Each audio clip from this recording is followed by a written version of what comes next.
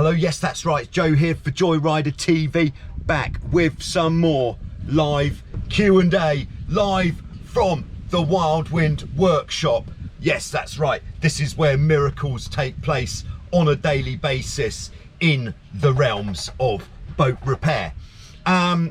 Yes, so what we're looking at doing just here is I'm going to be answering your most pressing catamaran sailing questions. And yes, I've got several pre-loaded questions already in.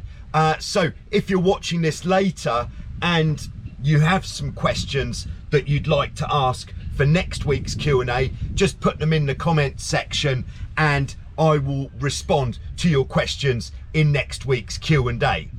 You may be thinking, but what if your internet drops out again and we don't get our questions answered for a second week? Well, somebody very clever on the Wild Wind Beach suggested that I actually film this session as well. So if the internet does drop out, I can still finish going through all the preloaded questions and then upload that video afterwards. So then the answers will be there.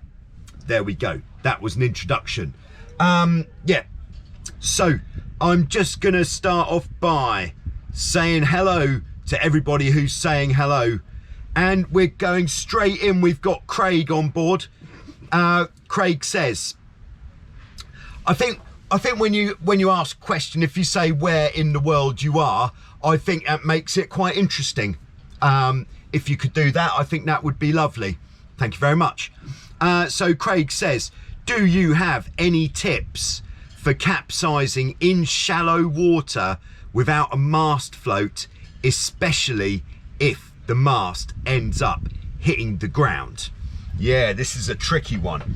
All right, I think this deserves a picture. So let's start off with the water. So that's the water. There's the ground underneath the water.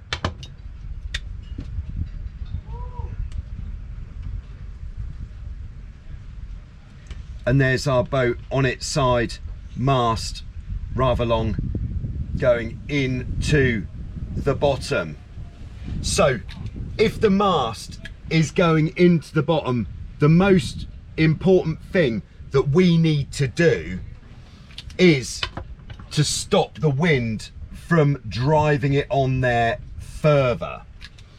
So this is going to be quite tricky, and what we're going to have to do is we're just going to have to use a bit of trial and error, because if we look at this situation from above, how would this look? So we've got the capsized boat here, that's the two hulls, and then there's the sail there, front beam, trampoline. So that's the boat on its side. So what we're going to have to try to do is work out which, it's basically going to come down to going to one end of the boat or the other. Now, if we were in a kind of freestanding situation where the mast wasn't in the bottom, then usually we would say go to the bow of the boat, the front of the boat, stand there, and then the boat will pivot on the bow. But if the mast is on the bottom, that might not work. So what we might have to do is actually, I would always start off by going to the bow and just seeing if that frees it up, because you never know when you've got this third anchor pivoting point of the mast. It is difficult to say with a sort of definitely this is what you do. So you have to experiment a bit to see what's going to work. So start off by going to the bow, really hang off the bow, stay there for a minute or two and see if the boat does start to turn, because all we're trying to do is stop the wind from blowing onto the bottom of the trampoline, because that's what's driving the mast into the bottom. As soon as that's not happening, then we're going to start drifting either forwards or backwards or mast away from the bottom, and either of those directions is going to free up that situation. So if the bow doesn't work, then go to the stern and really sink the stern.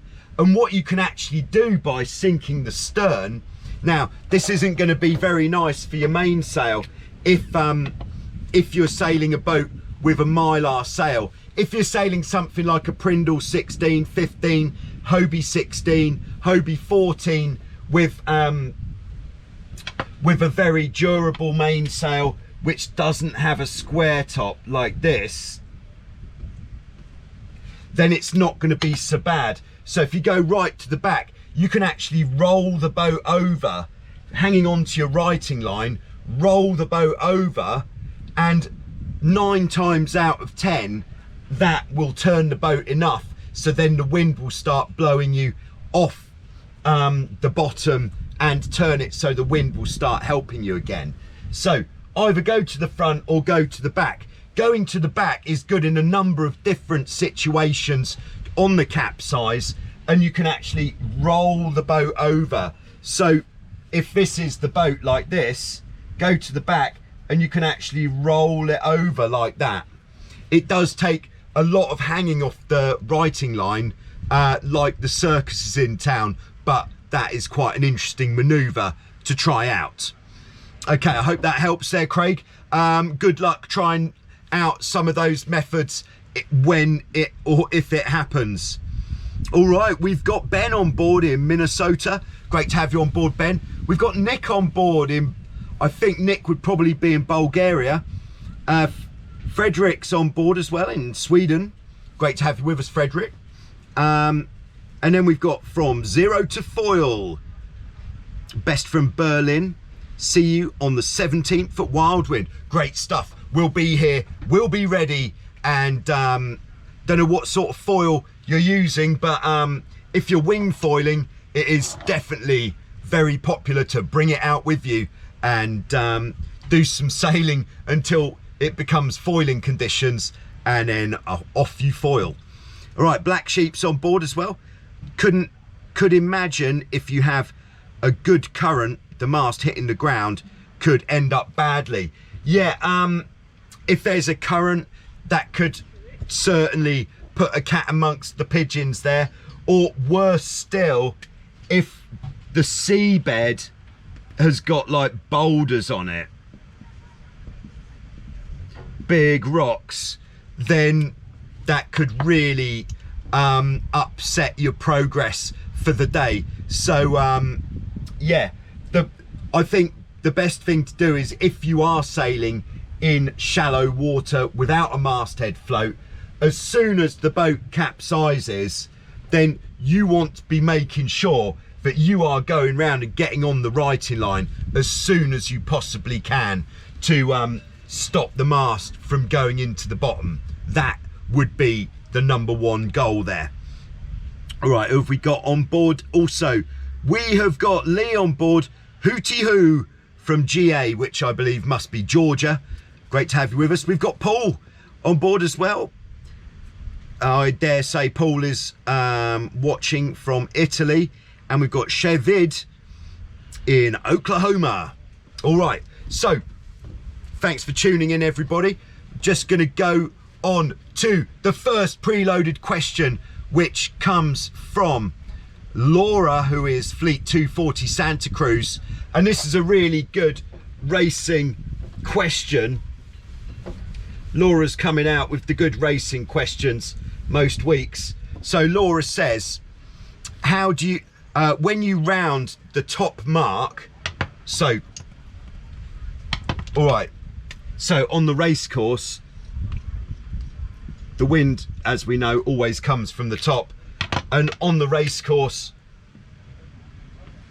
we'll have what is generally known as the windward mark, which will be the top mark. So your race course, in very simple terms, would generally be these days 2 marks, just for those of you who don't race. So what you would do is, from a start line, which would be like this between a boat and the mark here, that's your start line. The race course in very simple terms would be to go up from here, tacking upwind, maybe we wouldn't be tacking quite as often, going round the mark and then jibing back downwind, and then maybe round for a second lap, and at some point there'll be a finish line involved as well, I would think. So that is very generally what a race course would look like.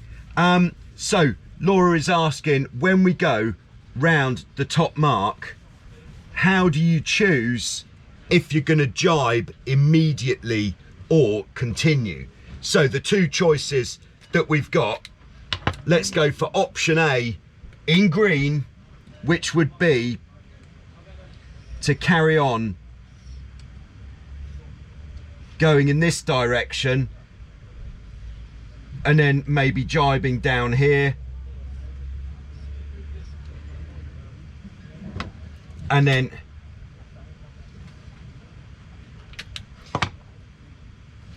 coming into our bottom mark there, and off we go. Or this is again in quite simple terms, or the second option, let's do the second option in blue, would be to jibe immediately or earlier, and then of course if we have to go around the mark this way, this is another thing with racing, you always have to go round the marks a certain way, and that is generally leaving the mark on the left side of the boat. So that would be to come down here, jibe here, again basic terms, and then we'd have another jibe here to go around the buoy here, like that. So if it was a very short course, you might see immediately that green only has to do one jibe and he's there, whereas blue is doing 3 jibes. So if the course is very, very short, the green route of 1 jibe is going to take you less time, because each jibe is going to cost you, maybe in real terms, maybe it's going to cost you like a boat length or something each time you jibe. But most times the race course isn't extremely small, so what are the other factors which are going to influence our decision here? Now, in catamaran sailing, especially downwind, but upwind as well, every point of sail, the most important thing to look at on the race course is where is the wind strongest. Because when we get into the stronger wind, our boat speed is going to significantly increase. So so it's always going to be beneficial sailing for the stronger wind. Now, by the time we get to the top mark, we should have established which side of the course has the stronger wind, because if we've gone upwind, like for example, if we've gone up the right upwind and we've got some sweet wind, whereas everybody going up the left had slightly less wind, then that means if it was good on the upwind, it's going to be good on the downwind, go the same way. So you get that same good wind on the downwind leg that you had on the upwind leg. That would be number 1. Then number 2, so that is the most important. Where is the wind strongest? Now, number 2 would be regarding traffic. So there might be traffic on the race course. So perhaps you're coming up to the windward mark, perhaps there's not that much of a difference in wind strength across the course,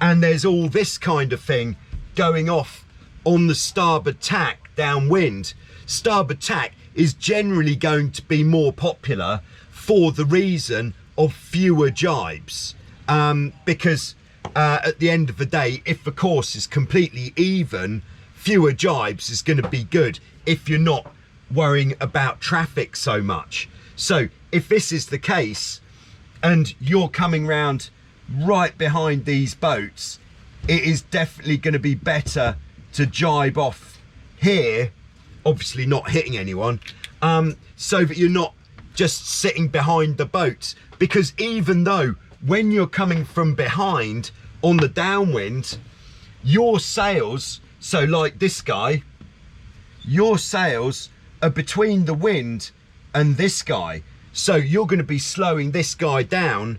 But what's going to happen when you try to get past him is he's going to try to defend his position, and when you get into any sort of fight on the race course, so as you come down, he might go, well, I'm defending my position, I'm just going to come up a little bit like this.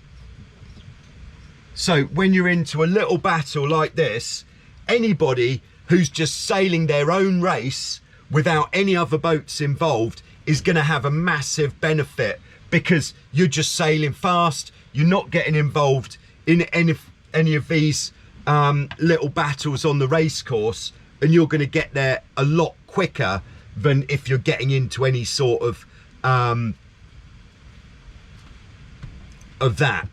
like that. So go for space, sail with as little traffic as possible.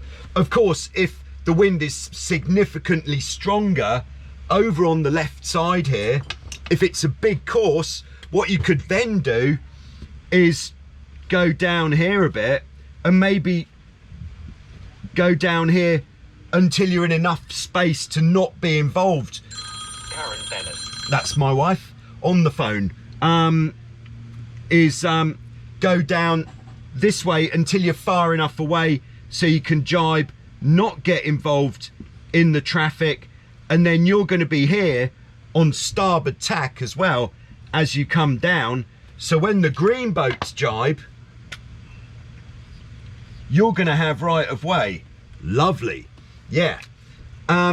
So one other thing that makes the starboard jibe more popular and better, especially in a big fleet, again, we are looking at traffic on the downwind leg, but there may be boats that are behind you if you're doing pretty well, and there's a load of boats behind you still coming upwind. You can see what these guys are doing with the wind. These guys are causing a big old wind shadow down here. So if you're going off to the right side of the course on the downwind, is this wind shadow going to be affecting your process? So there are some key considerations on your choice, your decision making for the downwind. But what is really important is that you're not getting to the buoy and then making the decision when you get there. You want to have made the decision by the time you're on that starboard ley line going into the mark. So you say to your crew, right, when we get to the buoy, we're going to jibe immediately. And then you know what you're doing, you're ready, rather than getting to the buoy, bearing away, saying, right, this doesn't look good, let's jibe. Of course, you have to do that sometimes, but there we go. So I hope that is helpful. I think that was a pretty good answer. So there we go.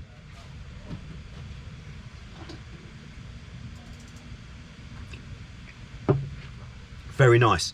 All right, so we've got Ben who says, I heard you were leaving Wildwind. Will you still be making these great videos? If not, I wish you the best in the future. Thanks very much, Ben. So my plan, if you hadn't heard, at the end of next season, I will be hanging up my flip-flops from the Wildwind Beach. They're extremely high mileage now, but I will still be living on the island of Lefkos here in Greece, and I will still be making high quality. In fact, even higher quality videos about catamaran sailing, which will all still be coming out of Wildwind. So I'll be doing that, and I'll be offering private coaching as well for anybody who is in need of some private coaching and can make the journey down here. So that is my master plan for my small retirement. All right, so got Cole on board. Hello, Cole. Says, what's up, Joe? It's all good, man. And he says Wildwind should snag a 17. Are you talking Nacra 17? If you are, yes, I think you're right. We should snag a Nacra 17. But my big reservation in snagging us a Nacra 17 is, how much is it going to cost if we break a Daggerboard, a foil? I think it's going to cost about 1,500 euros, probably more. Very expensive when it comes to damage. And if we spend a load of cash getting a 17 and it gets damaged, like, one of the reasons why we're using Hobies here is because we're sticking with one brand, so then a lot of the parts are interchangeable between the different boats, so it makes it a lot easier to have spare parts for the different boats, so that we can keep I think at the moment, miracle, there's only like one boat which is out of action at the moment, which is really, out of 70 boats, that's pretty good going. Whereas if we got another boat in from another manufacturer where the parts aren't universal with what we keep in stock, how many spare parts could we keep in stock for a Nacra 17? How many times would I have to tell people, no, unfortunately you can't take that boat out? But I would love to have one out here and have a go on it, because I think that would be a lot of fun. Thanks for the suggestion. All right, we got EC on board, who is checking in from the middle of nowhere, Iowa. Nice, sounds fun. Just bought a 1989 Hobie 18 in late July and loving it. Great, very nice. The Hobie 18 is of course a very good choice. Just because I'm not making Hobie 18 videos doesn't mean that I'm not a lover of the Hobie 18. I love the Hobie 18, but I just don't have one to use here at this time.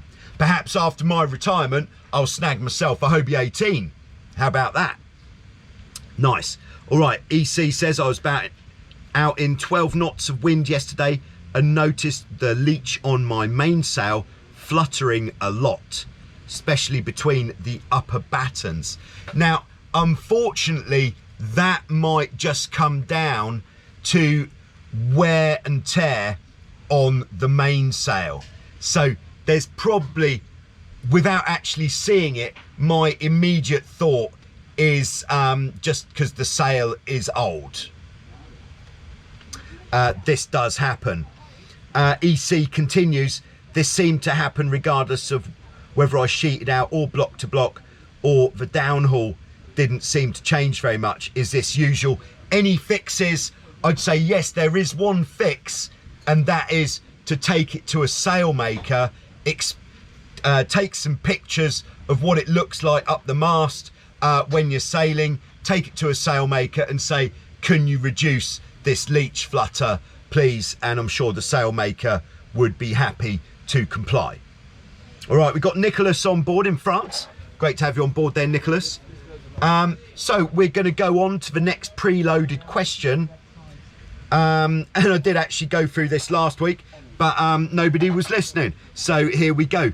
We've got Oren in Israel, who is sailing a Nacra 20 carbon. Ooh, sweet ride. Yeah.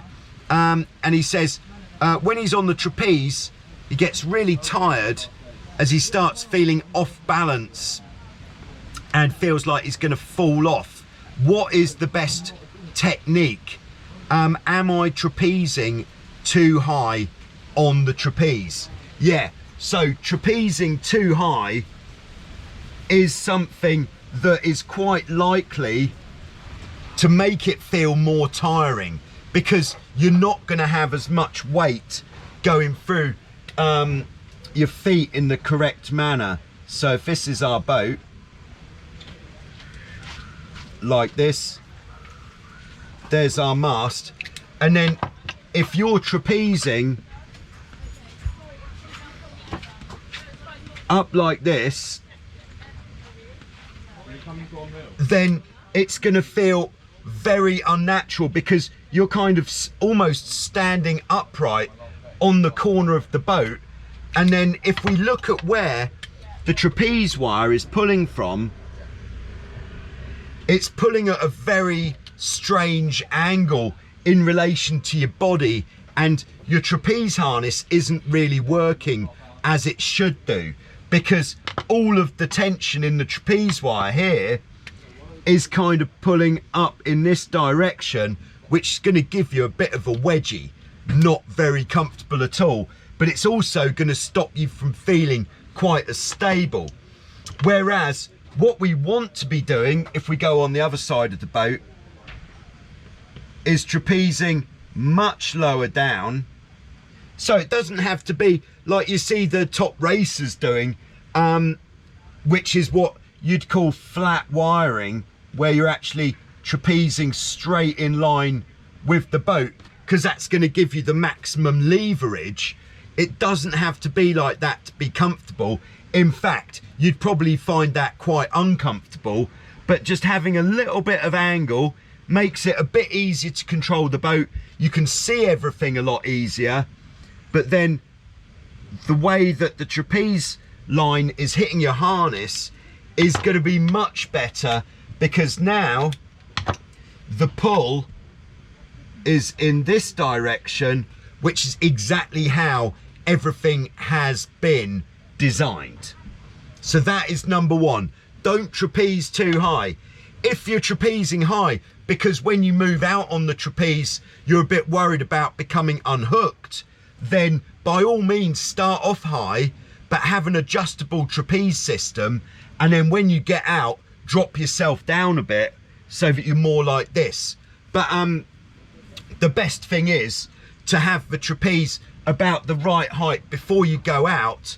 So what I generally use as a rough guideline is, if this is the side of the boat, what I would do is put my hand like this on top of the side of the boat, and then when you pull the trapeze down, it wants to come to the top of your hand, so you've got about that distance above the side, and that's a very comfortable distance to have it for trapezing. The other thing which is going to be a factor in your trapezing comfort is your stance on the trapeze. So let's just draw the boat in again, but this time this is going to be the side view. The side view of the boat, like that. So what we want to do is, if you are feeling unstable on the trapeze, this is going to sound really simple, just put your feet, these are feet, wider apart. The wider apart your feet are, that's going to make you much more stable on the trapeze. Whereas if you put your feet closer together, yes, it's more racy, it's better for leverage, you're going to get a higher speed out of the boat, but you are going to feel less stable out on the trapeze. And then the other thing you can do while you're out in this position is, if in your backhand, how can we make this into a person like this? Strange view, I know. In your backhand, hold on to the traveller line. In your front hand, have the jib sheet, and then that is ultimate security while on the trapeze. There we go. I hope that helps. I think that was that should certainly help, I would say. All right, so Oren has got the second part of second question, in fact, and that is, what are the general guidelines on using the downhaul? All right.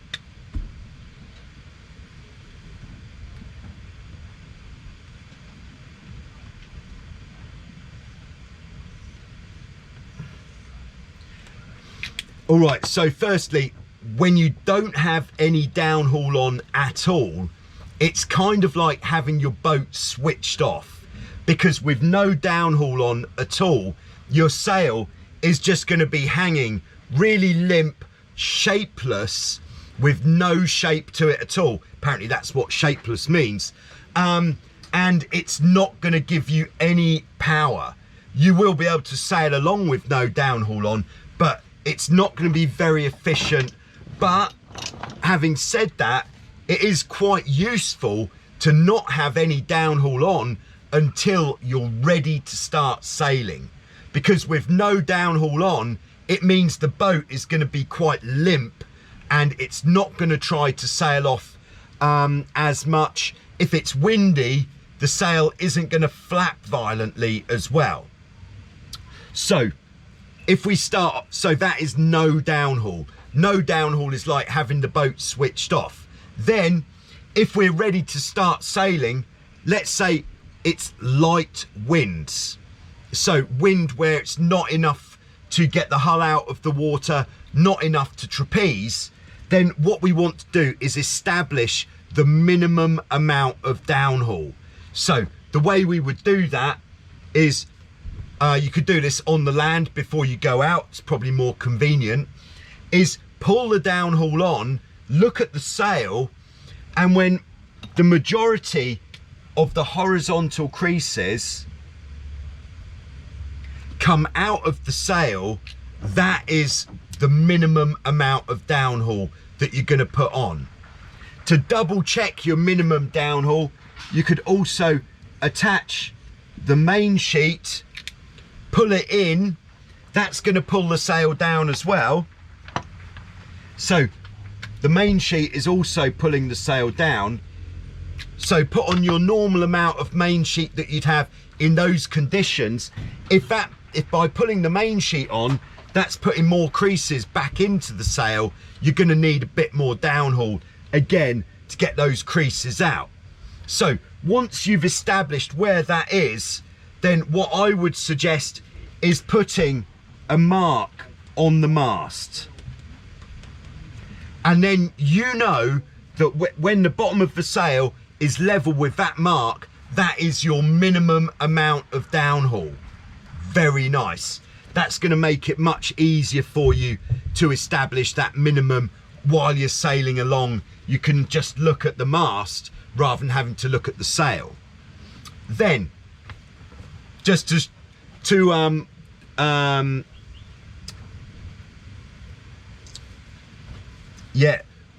as the wind increases, when we start wanting to lose power, more downhaul is going to help us to reduce the amount of power in the mainsail. As we pull more downhaul on, what it's going to do to the shape of the sail, with the minimum downhaul, the sail shape is going to be like this, a big even curve. As we pull more downhaul on, it's going to put the curve nearer to the mast, and the back part of the sail is going to be flatter. So this would be a medium amount of downhaul, and then a lot of downhaul more like that, with less curve in the sail. But again, this deepest part in the sail, which we can call the center of effort, is going to be further forwards. This is going to make the boat faster. It's going to make the boat not want to lift the hull as much, but instead it'll want to go forwards more instead. So how do you know when you've got the maximum amount of downhaul on for strong winds? I would say it's when you've pulled it on as hard as you possibly can, and then a bit more. That will be the maximum amount of downhaul. There we go. That is downhaul. Hope that helps. All right, checking in with everybody who's checking in. We've got Max on board from Rosenheim, Germany. Great to have you with us, Max. We've got Declan from Stockholm, Sweden, tuning in live. Good to be back online, Declan. The internet seems to be holding up, but what I announced at the start was if this does go down, the internet, I'm going to carry on recording. I've got a camera recording as well. So, because last week I was talking for over an hour and only 6 minutes of that actually went out. So I was a little bit disappointed afterwards. All right, from Zero to Foil says,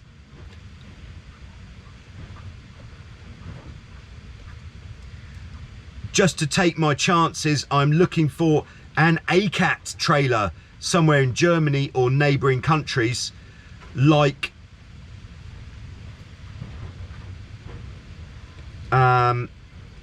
neighbouring countries like the Netherlands or Poland. Should be one where you rest the cat on the beams, not the hulls. Okay, so is anybody sailing a trailer for an A-class catamaran where the boat rests on the beams? If you are, get in touch, let us know, because From Zero to Foil needs that trailer.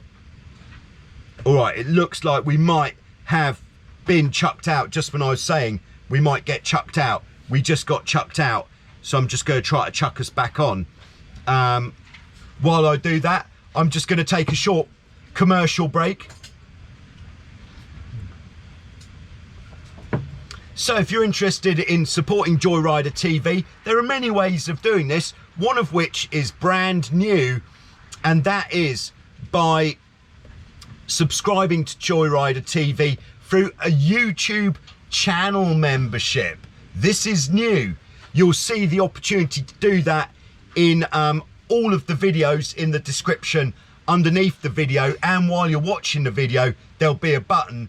So check out the channel memberships on Joyrider TV and help to keep these great videos coming, because especially with my impending retirement, gonna need to snag some more subscribers. So thanks very much, and all your help is greatly appreciated. That's what it is.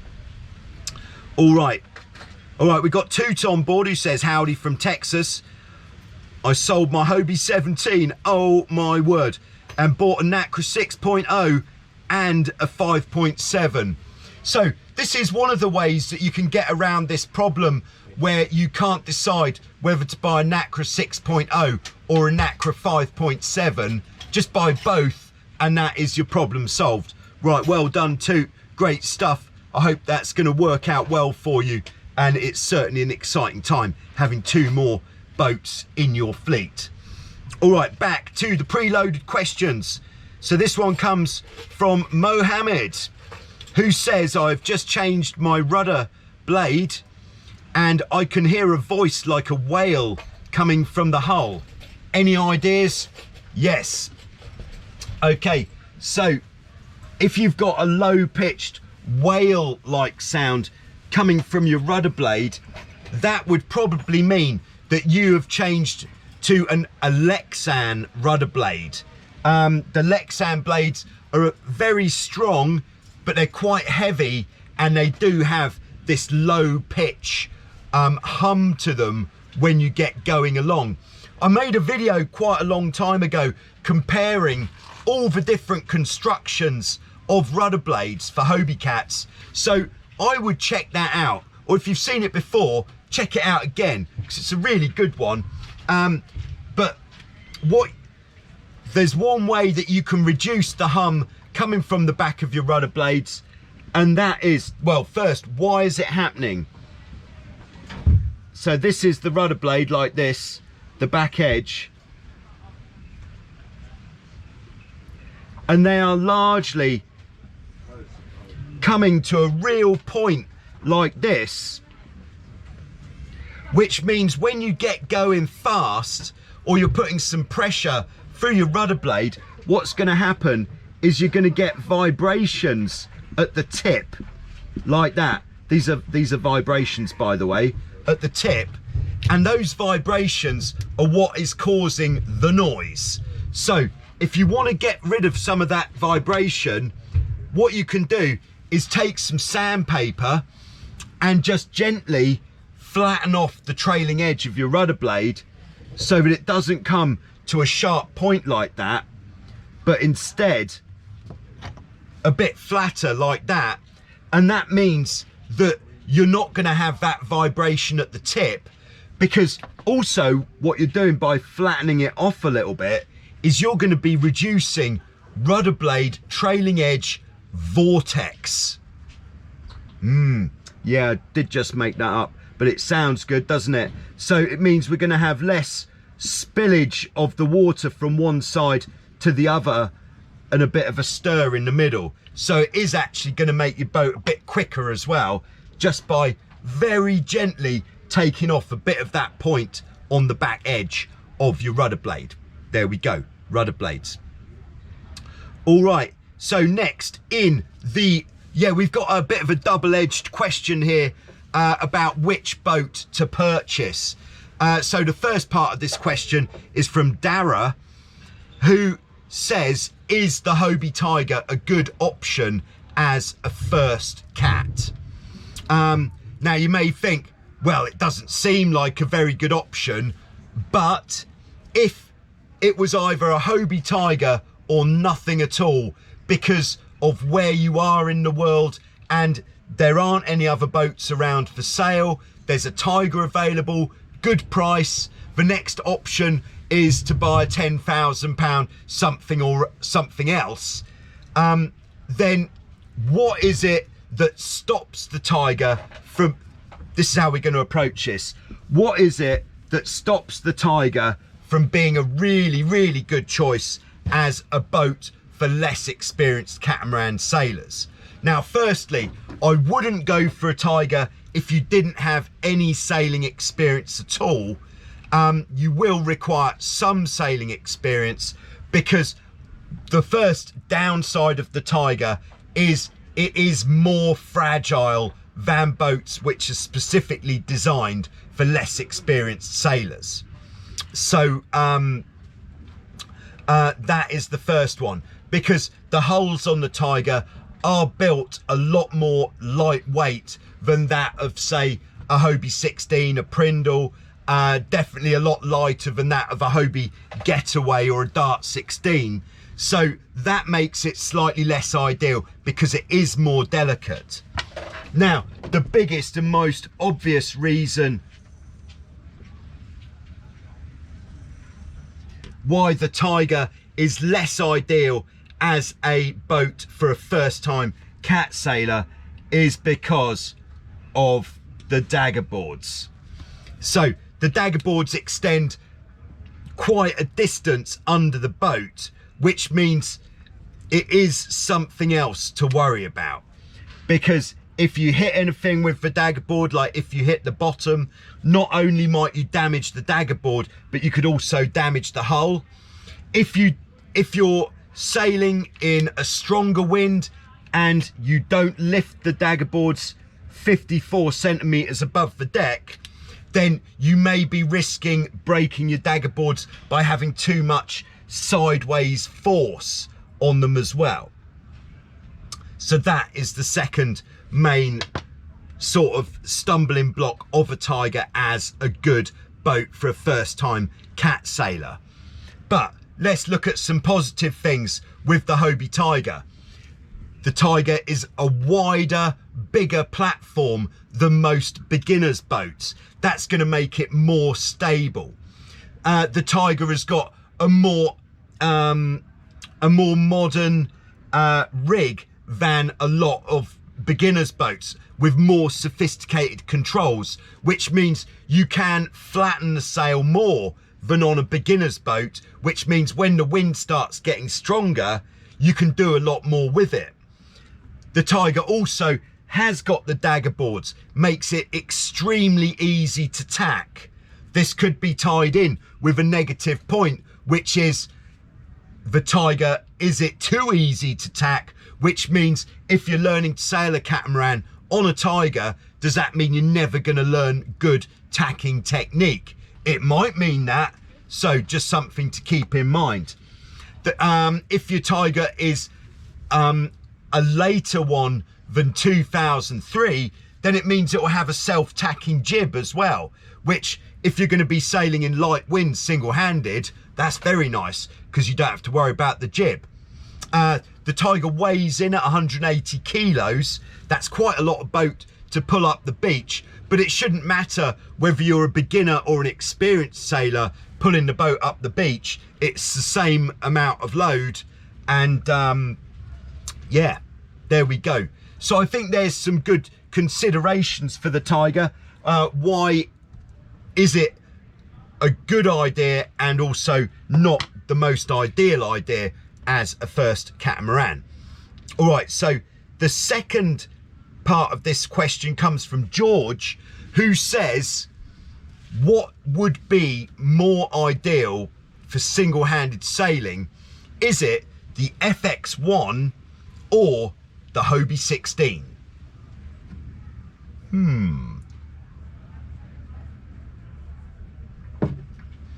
If you are going to be always sailing with less than about 130 kilos on the boat, whether you're single-handed or sailing with a friend, the FX1 is designed as a single-hander.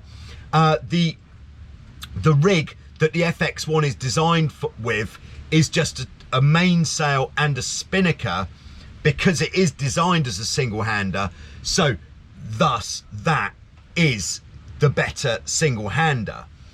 But the Hobie 16 is going to be more versatile, because you can carry more weight on a 16, as crazy as that may sound. So if you're sailing even with 180 kilos, what's that, about 400 pounds? Yeah, probably about 400 pounds on a 16, then you're still going to have a nice time. Whereas on an FX1, sailing 2 up with 400 pounds, it's going to be quite sluggish indeed, because the FX1 does have low volume hulls. Yeah, so the downside of the FX1, like what we said about the Hobie Tiger, is that it is a more fragile boat. So yeah, depends how much you want to look after the boat. You've got these Daggerboards on the FX as well. The 16 would just be a really fun boat to have on the beach. You think, right, I'm going for a sail, shove it in, jump on, off you go.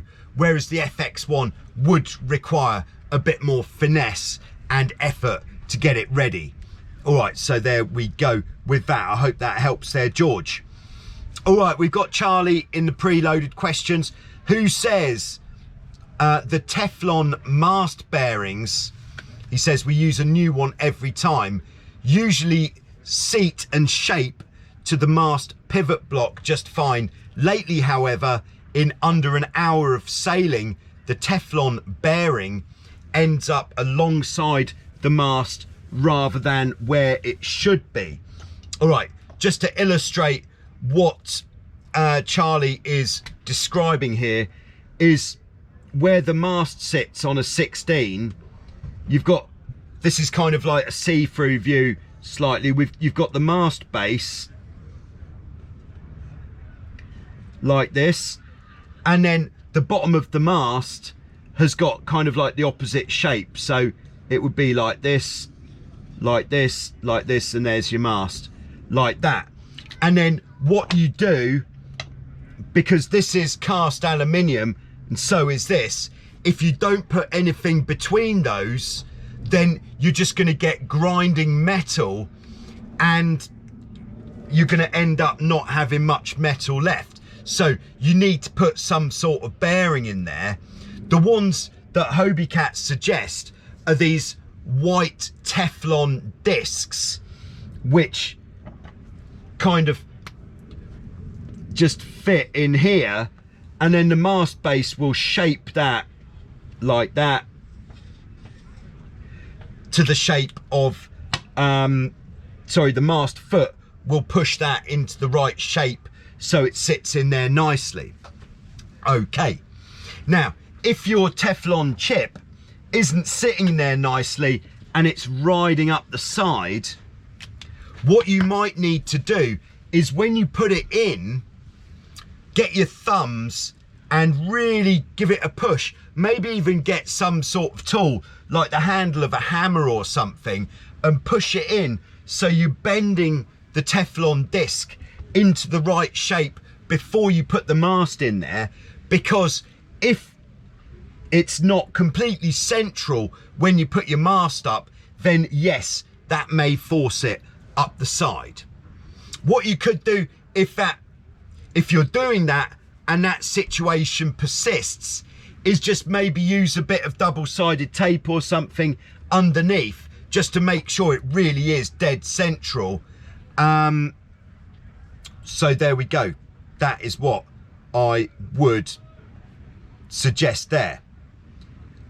Okay, next one from Essex Skipper 106, who says, great channel, very helpful for an aged newbie. We were out on a Dart 16 at the weekend, started to get up on one hull, then the leeward hull started to dig in. This is quite a popular manoeuvre on a catamaran. If the leeward hull starts to dig in, if it goes further, then this is what's going to lead to a pitch pole where it digs in completely and flips over. Very exciting. So how can you prevent the pitch pole when you're going out in a strong wind? There are a few things you can do. Now, to say in order of priority, there's two which are pretty much even. So the first thing you should do is move back.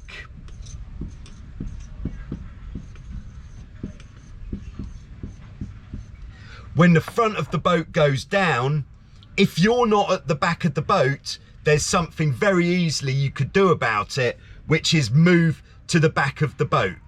On a Dart 16, what you can do, if this is the back of the boat, there's the back crossbar, there's the back of the boat, is you can actually, if you're sitting on the boat, you can actually hike out over the back beam. So you could actually hang your buttocks beyond the back beam so you get further back. Your crew can trapeze even further back. Like that. And basically the further you get back, the more that's going to help you to prevent sticking the nose in. Number one. Second thing, ease sheets. So by easing out the main sheet and the jib sheet, but definitely the main sheet, this is going to reduce a lot of the pressure off the bows.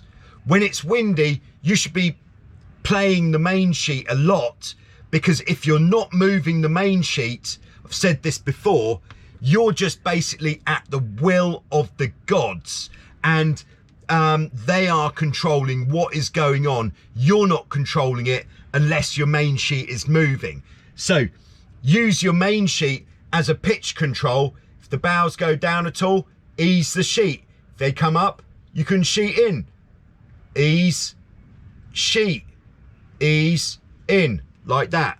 Very nice.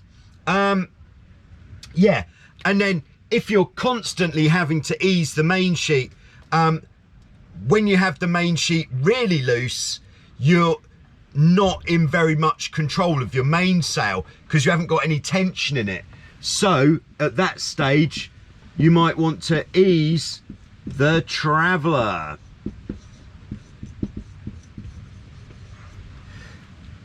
And then sail with more main sheet tension on.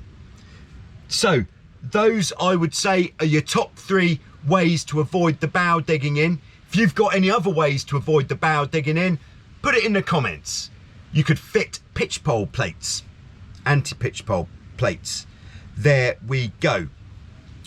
All right, so the final question in the preloaded is from Frank, who says, high wind traveller and main sheet on the Hobie 16. Yeah, so if you saw the video that I recorded this week, which was with William Edwards explaining Hobie 16, how to make it go faster in on the upwind course. What we didn't actually cover in that chat was his traveller movements, which we did actually talk, we touched on that after we finished the chat. Now, what William is doing on the boat, which is a good idea, is he's using his rig tension to take care of the majority of the depowering on the 16, so you don't have to travel out as much.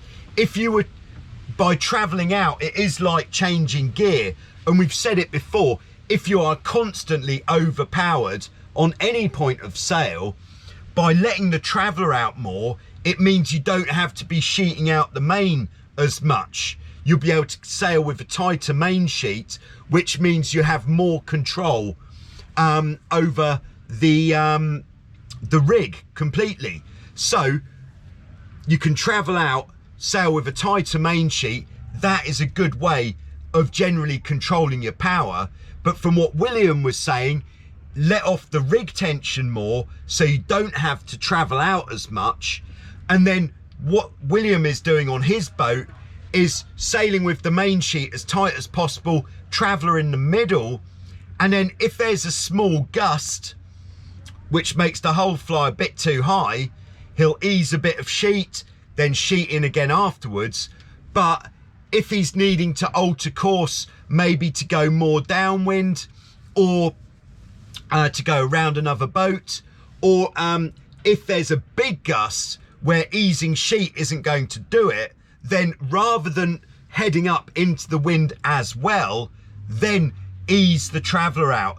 And what William is suggesting is ease out the traveller incrementally, so like about 2 or 3 inches at a time. So ease 2 or 3 inches. If that's not enough, then ease the next lot, so you're not easing too much traveller. This is talking in a racing situation where we're really trying to go as fast as possible. But easing the main sheet so that you can, easing the traveller so you can keep the main sheet tight, that is what we're talking about. All right, and then even though the video's not up, there's still a bit of live chat going on. So let's just see if there's anything in the live chat. There's one from Miguel who says, in a Hobie 16, should I sand the battens? No, there is no need to sand the battens with a Hobie 16 unless they are particularly rough at the back. But the standard battens in the Hobie 16 sail from Hobiecat do not require any sanding. They are as they should be. Okay, so got another question in the sort of semi-live chat from Benny, who says, I've got a vintage Hobie 18 and just purchased a vintage Prindle 16. Nice. Which do you think will give the highest speed single-handed? Ooh, Scorcher. That is a good one.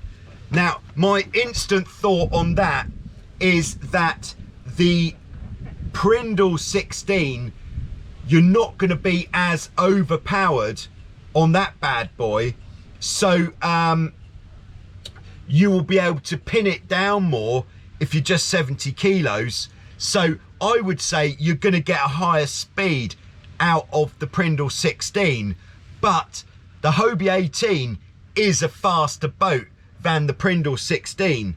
So perhaps on certain points of sail, like if you're sailing very deep downwind on the Hobie 18 and able to keep it dialed in, then maybe the Hobie 18 is going to give you more juice. What do you think in the comments below? Is the Hobie 18 going to give more juice single-handed than the Prindle 16? We want to know what you think. Anyway, once again, the internet has failed, but at least somebody suggested to video the session, so I'll upload this right now. So let us know how you get on in the comments. Thanks very much for watching, and I'll see you soon on Joyrider TV with some more. Don't forget the channel memberships. Click on that button and get involved there. Thank you very much.